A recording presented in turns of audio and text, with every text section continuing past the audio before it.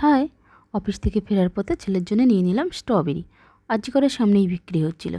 তারপর দমদম স্টেশনে এসে দেখলাম ওখানে লেবু কম মুসম্বি লেবু বিক্রি হচ্ছে, তা নিয়ে নিলাম। আর তখন দেখো 2টো বাজতে 10 মিনিট বাকি আছে।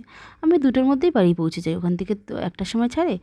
আর ড্রেস চেঞ্জ করে অফিসে সই করে বেরিয়ে গাড়ি পেতে পেতে একদম 2টো বাড়িতে এসে পৌঁছে 2টো। আর তারপর দেখো এসে দেখলাম ছেলে আঙুর খাচ্ছে, কালো আঙুর, প্রায় শেষের দিকে। আর ও ফল খেতে ভালোবাসে, ভাত সেরকম একটা একদমই খায় না বললে চলে। ও বেশি ভাত খাওয়ার পর আমি বাবাকে বলে যাই যতটা পারবেন ও যা ফল খাবে খাওয়াবেন। ওকে কলা দেওয়া হয়, আঙুর দেওয়া হয়, লেবু দেওয়া হয়, ও যা ভালোবাসে সেগুলো দেওয়া হয়।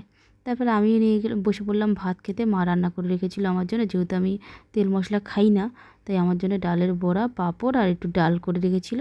আমি ডাল দিয়ে ভাত মেখে আর এগুলো নিয়ে চলে এসেছি। তারপরে আমি খেয়ে দিয়ে নিয়ে উঠে দেখো মাথা ভিজিয়েছি, তো বেলার দিকে মাথা ভিজে আমার খুব ঠান্ডাও লেগে যায়। তবু কিন্তু কী করবো, হসপিটালে কাজ করি, এসে তো পুরো স্নান করতেই হয়। তারপর ও দেখো ওদিকে খেলছে আর আমি এদিকে খাচ্ছি, ও টিভি দেখছে, খেলছে।